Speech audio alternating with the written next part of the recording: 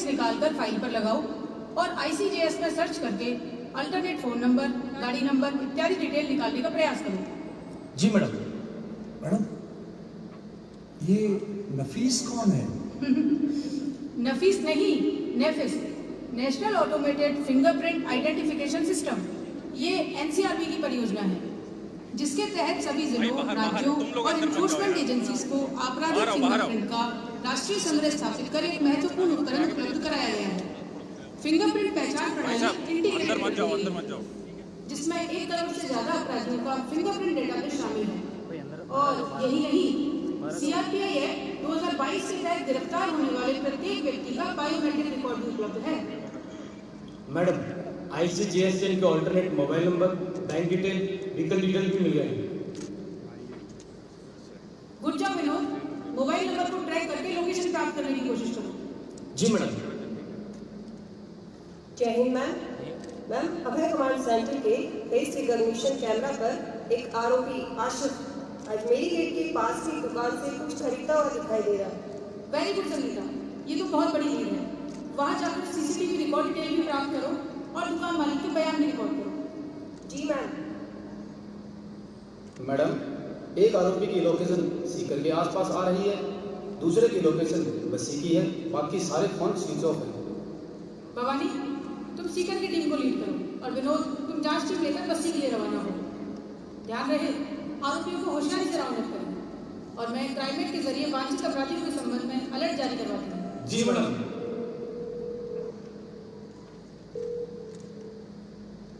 जय हिंद मैम। जय हिंद मेरा, बताइए। 3 मुख्य आरोपियों को राउंड अप कर लिया है। शाबाश मेरा। थैंक यू मैडम, ये तो नए कानूनों के क्रांतिकारी बदलावों और मेरी जुझारू टीम के प्रयासों का नतीजा है। गुड, ये बताओ। जय हिंद। जय हिंद। अरे ज्ञान जी सुनो, जी हुकुम। गिरफ्तार आरोपियों के परिजनों को नए प्रावधानों के अनुसार गिरफ्तारी की सूचना दे दी है ना। गिरफ्तार व्यक्तियों का नाम, थाने रिपोर्ट पर चस्पा करना और पुलिस पोर्टल पर अपलोड करना जरूरी है। और हाँ, उन्हें फ्री लीगल एड की जानकारी भी दे देना। अरे हुकुम, ये सब तो आपके बताए अनुसार हमने पहले ही कर दिया है। आपकी मंशा के मुताबिक इन हार्डकोर अपराधियों की कोर्ट में पेशी के लिए हथकड़ी लगाने की परमिशन के लिए प्रार्थना पत्र भी न्यायालय भिजवा दिया है। अरे ज्ञान जी, अब इसकी कोई जरूरत नहीं है। क्यों हुकुम, हथकड़ी नहीं लगाएंगे? अरे नहीं, हथकड़ी तो लगाएंगे, परंतु भारतीय नागरिक सुरक्षा संहिता की धारा 43 के तहत संगीन और आदतन अपराधियों के मामलों में हथकड़ी की स्वीकृति न्यायालय से लेने की कोई आवश्यकता नहीं है। अरे वाह मैडम, ये तो बहुत ही कमाल और दमदार प्रावधान है जो कि मजबूत पुलिसिंग के लिए बहुत जरूरी था। हाँ ज्ञान जी, ये सशक्त कानून की नींव स्थापित करने वाला प्रावधान है। मैडम, वो तीसरा आरोपी राहुल, उससे कुछ इन्वेस्टिगेशन फॉर्मेलिटीज तो रही गई और न्यायालय ने उसको जुडिशियल कस्टडी में भेज दिया। अब क्या करें मैडम? तुम्हें नहीं पता, नए आपराधिक कानूनों के तहत अपराधी की दोबारा पुलिस कस्टडी हासिल की जा सकती है। अब इस केस में पहले 7 दिन तक अपराधी की कस्टडी हम अलग अलग समय में ले सकते हैं। और हाँ विनोद, इन चारों अपराधियों की संपत्ति सूची तैयार हो गई। ध्यान है ना, 107 भारतीय नागरिक सुरक्षा संहिता अब हमें अपराध से अर्जित संपत्ति को जब्त करने का पावर भी देती है। अरे वाह मैडम, इससे तो अनुसंधान में बहुत सहूलियत हो जाएगी और संपत्तियां जब्त होने से आर्थिक तौर पर अपराधियों की कमर टूट जाएगी।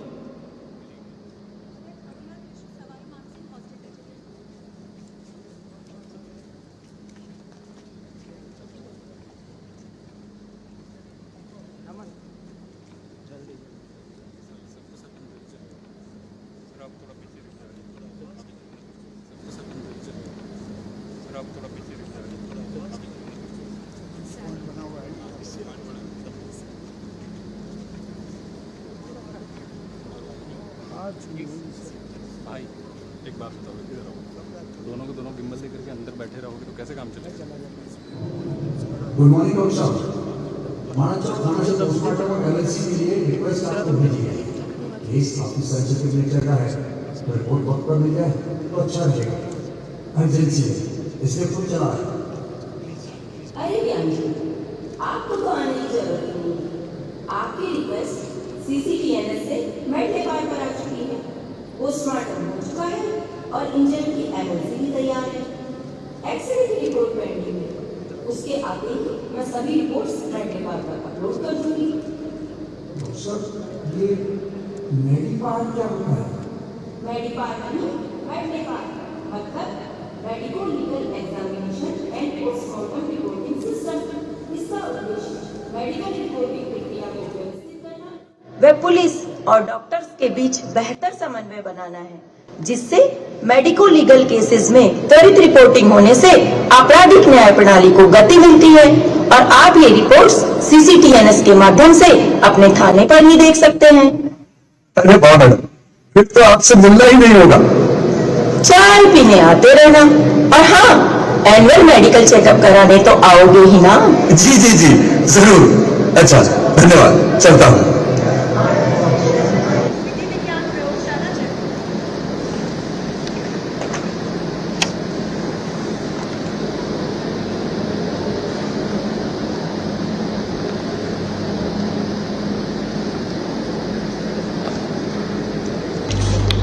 मैडम, FIR नंबर 136/25 थाना मानक चौक से माल जमा कराने आया हूँ। ये लीजिए माल आइटम्स और बता दीजिए रसीद लेने कितनी देर बाद आऊँ। आज का तो पूरा दिन यूं ही चला जाएगा। एएसआई साहब, पहले आप अपना नाम बताइए। ज्ञान सिंह। आपका माल जमा हो गया है। जमा हो गया? इतनी जल्दी? ये तो बहुत बढ़िया बात है। जी, फिर जांच रिपोर्ट जल्द ही पोर्टल पर अपलोड कर दी जाएगी और नोटिफिकेशन के जरिए आपको इसकी सूचना भी मिल जाएगी। ई-फोरेंसिक 2.2 के जरिए अब आपको FSL रिपोर्ट लेने आने की जरूरत भी नहीं है। आप रिपोर्ट सीधा CCTNS से डाउनलोड कर सकते हैं। अरे डाउनलोड तो ठीक है, लेकिन हमारे पास अनुसंधान के लिए सिर्फ 90 दिन का वक्त है।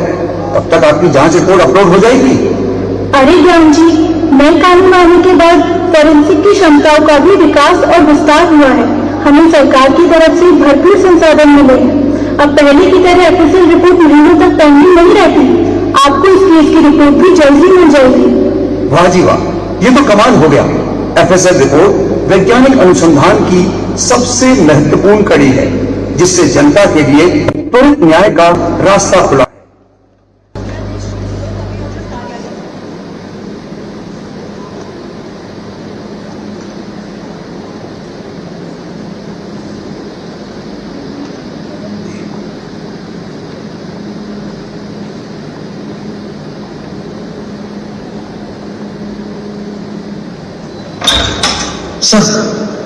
सर मानक चौक थाना सू ASI ज्ञान सिंह मिलवा आयोजन। अंदर बुलाइए उन्हें। नमस्ते सर। सर FIR नंबर 136/25 में ब्रीफ बनवा देते। अरे ज्ञान सिंह जी, आपने यहाँ आकर बेकार ही अपना समय खराब किया। आपकी SHO मीरा जी ने केस की सारी पत्रावली ऑनलाइन माध्यम से भेजकर ब्रीफ बनवाने के लिए पहले ही आवेदन भेज दिया है, जिस पर चार्जशीट चेक कर मैं अपना ओपिनियन ई-प्रोसिक्यूशन के माध्यम से जल्दी अपलोड कर दूंगा। फिर आप उसको थाने पर ही चेक कर सकते हैं। अरे वाह सर, ये तो बहुत ही बढ़िया और सरल हो गया है। अब तो काफी समय बचेगा। चलिए, धन्यवाद सर। सर मेरो एक कंफ्यूजन है। हाँ बताओ क्या? सर ये पूरा अनुसंधान एक CCTV फुटेज पर आधारित है। ट्रायल में सक्सेसफुली कैसे एडमिसिबल है वो? देखो, DVR से जो CCTV फुटेज ली गई है, उस फुटेज की हैश वैल्यू निकाली जाती है तथा भारतीय साक्ष्य अधिनियम की धारा 63(4) का सर्टिफिकेट उसके साथ जारी होता है, जिससे साक्ष्यों की एडमिसिबिलिटी बनी रहती है। जी सर। क्या मैं अंदर आ सकती हूँ सर? हाँ त्रिशा बेटा, आओ बैठो। अजी वकील साहब, मैं तो सारा का सारा ही बर्बाद होगा। मारो तो पूरा परिवार ही उजड़ गो।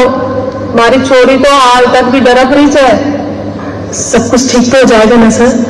हाँ बेटा, सब ठीक होगा। देखो त्रिशा बेटा, कल तुम्हारे बयान है तो बिना घबराए बिना डरे जज साहब के सामने सारी बातें सच सच बताना। बेटा, मैंने जिला विधिक प्राधिकरण में पीड़ित प्रतिकर योजना के तहत आपको आर्थिक सहायता प्रदान करने के लिए प्रार्थना पत्र लगा दिया है। देखो त्रिशा बेटा, नए कानूनों के लागू होने के बाद पूरी व्यवस्था विक्टिम सेंट्रिक हो गई है, इसलिए व्यवस्था पर भरोसा रखो। Thank you sir.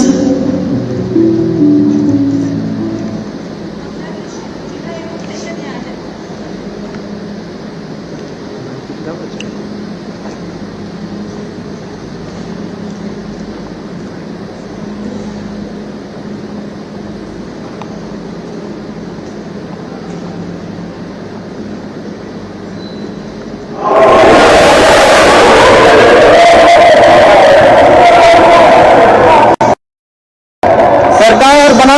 इस मामले में? तो इसकी डिटेल्स बताइए।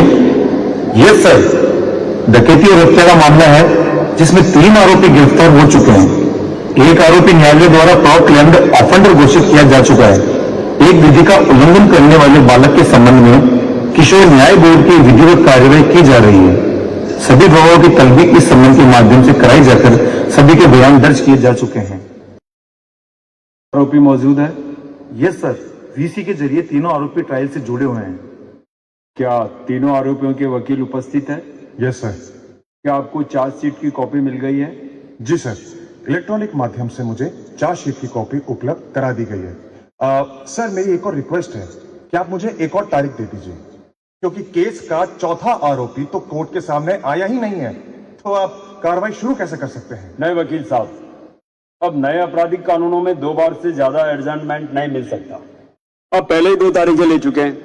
और जहां तक चौथे आरोपी का सवाल है, तो मैं आपको बता दूं, नई कानूनी धारा 356 भारतीय नागरिक सुरक्षा संहिता के तहत उसके खिलाफ ट्रायल इन एब्सेंशिया की कार्यवाही शुरू कर दी गई है।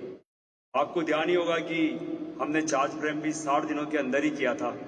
वकील साहब, अब तारीख पे तारीख का जमाना गया। पीपी साहब चीफ एंड क्रॉस हो चुके हैं, आप दोनों अपनी फाइनल बैच शुरू करें। जज साहब, प्रकरण के सारे गवाह पेश हो चुके हैं। 4 अपराधियों ने मिलकर योजनाबद्ध तरीके से हत्या और डकैती के इस जघन्य अपराध को अंजाम दिया है। अपराधियों के विरुद्ध सभी साक्ष्य जैसे फिंगरप्रिंट रिपोर्ट, ई साक्ष्य video, CCTV footage, DNA report विधिक रूप से प्रमाणित कर माननीय न्यायालय के समक्ष प्रस्तुत किए जा चुके हैं। वीडियो बनाने का समय, जगह का टाइम स्टाम्प और जीपीएस भी कैप्चर हुए हैं। योर ऑनर, मैं नए आपराधिक कानूनों के 3 नवीन प्रावधानों के तहत इन पर कार्यवाही करने का निवेदन करता हूं।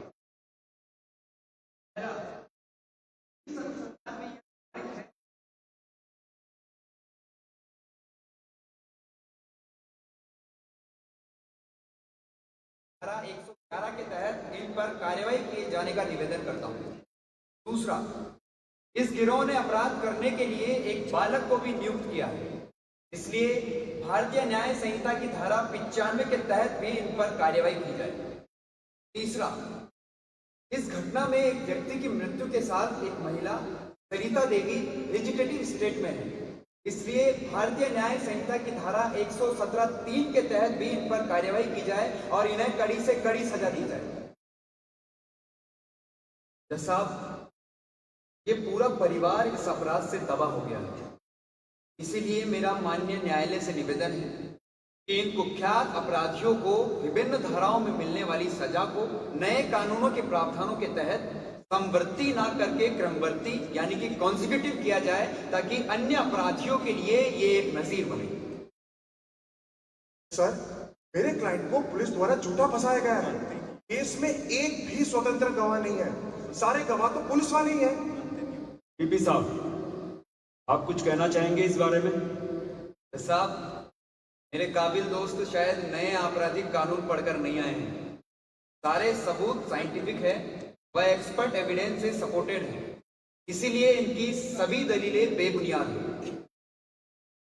इस केस में सारे सबूतों व गवाहों को एग्जामिन कर लिया गया है और साइंटिफिक एविडेंस, एफएसएल रिपोर्ट्स और ई साक्ष्य वीडियोग्राफी से आरोपी राहुल, राकेश, आसिफ के विरुद्ध धारा 103(1), 111, 117(3), 95, 310, 109 भारतीय न्याय संहिता तथा 4/25 आर्म्स एक्ट के अंतर्गत अपराध में दोष सिद्ध पाए जाने पर उम्र कैद की सजा सुनाई जाती है। उद्घोषित अपराधी विजय पूरी प्रक्रिया में उपस्थित नहीं हुआ। नए प्रावधानों के अनुसार आरोपी विजय को भारतीय नागरिक सुरक्षा संहिता की धारा 356 के तहत ट्रायल इन एब्सेंशिया में दोषी करार देते हुए उम्र कैद की सजा सुनाई जाती है। दंड आदेश की कॉपी तुरंत अपलोड की जाए। धारा 107 के अंतर्गत एसएचओ माणक चौक की ओर से अभियुक्त राकेश की संपत्ति की कुर्की के प्रार्थना पत्र को निस्तारित करते हुए कुर्की आदेश जारी किए जाते हैं। आगे अपील करेंगे।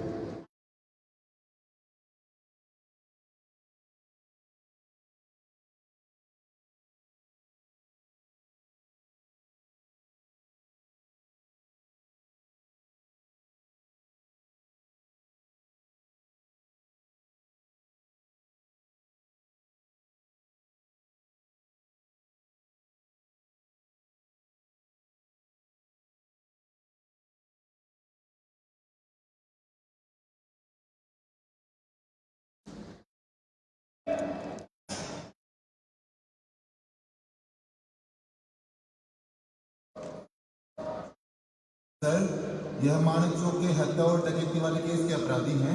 ये कल ही जेल में दाखिल हुए हैं। ये हार्डकोर अपराधी इन्हें स्पेशल सेल में शिफ्ट करो। और हाँ जी सर, बीएनएसएस की धारा 479 के तहत इन फर्स्ट टाइम ऑफेंडर्स की 1/3 सजा पूरी होने वाली हो या हो चुकी हो, उनकी जमानत याचिका जेल के माध्यम से न्यायालय में पेश होना जरूरी है। नए कानूनों की अपराधियों के प्रति जो सुधारात्मक और मुख्य धारा से जोड़ने की मंशा है, इन सब की पालना अति आवश्यक है। सर, अब तो हमारे सिस्टम पर अपने आप ही इसका अलर्ट आ जाता है। जैन सर, ये आपसे कुछ कहना चाहता है। साहब, मुझे हत्या के केस में मृत्यु दंड मिला है। मेरी मदद कीजिए साहब, मैं एक गरीब आदमी हूँ। अरे जिला साहब, सजा के 30 दिन के अंदर इसकी मर्सी पिटीशन पेश करनी पड़ेगी। इसमें इसकी मदद करें। जी सर।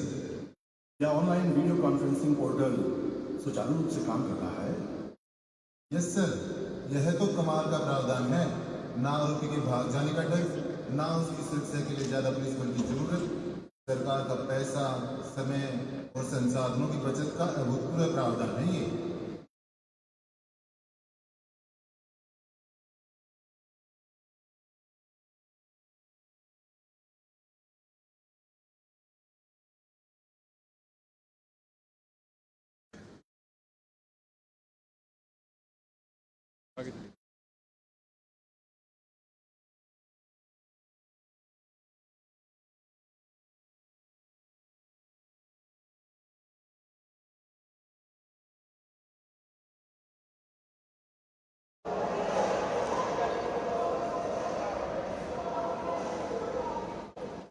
क्या सभी पिटिशनर्स ने ऋषि से ज्वाइन कर लिया है?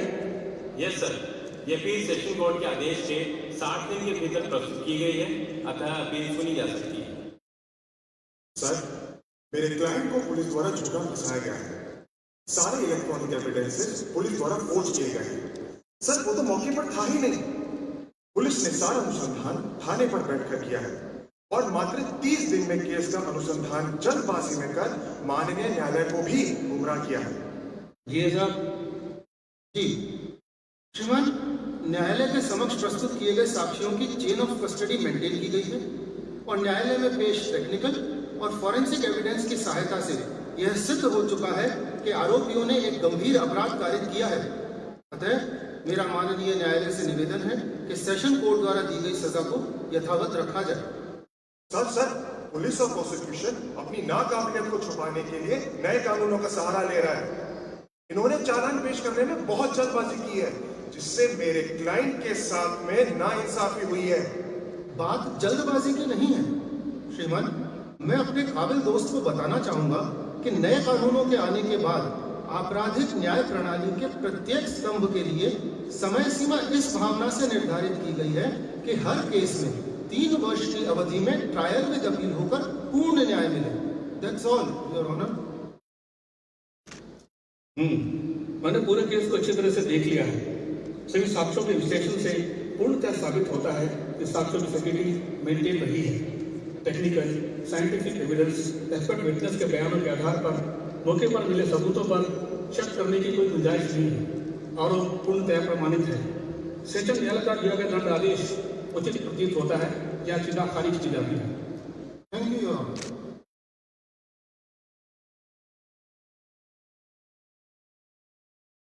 मैम, आपका बहुत बहुत धन्यवाद।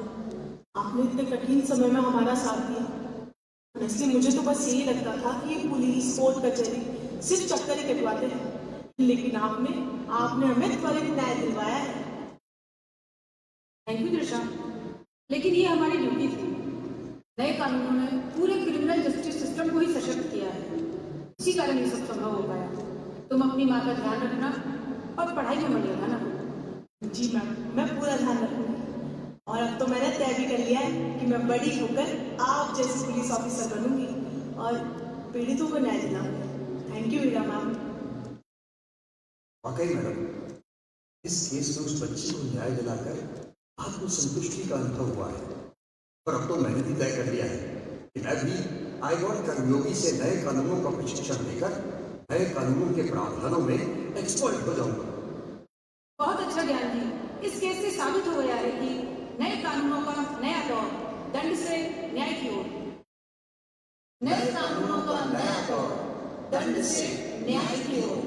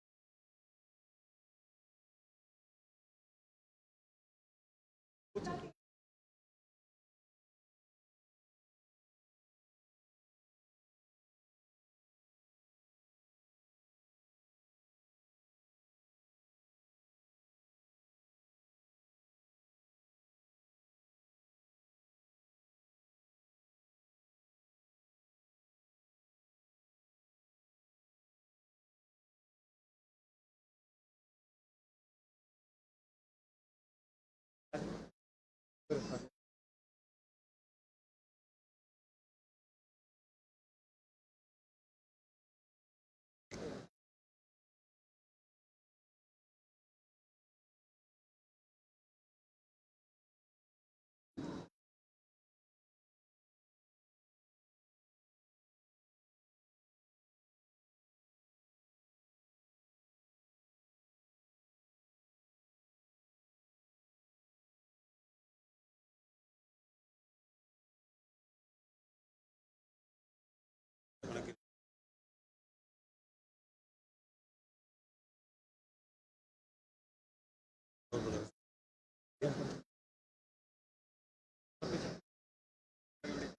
फोटो हो गया मुझसे हैं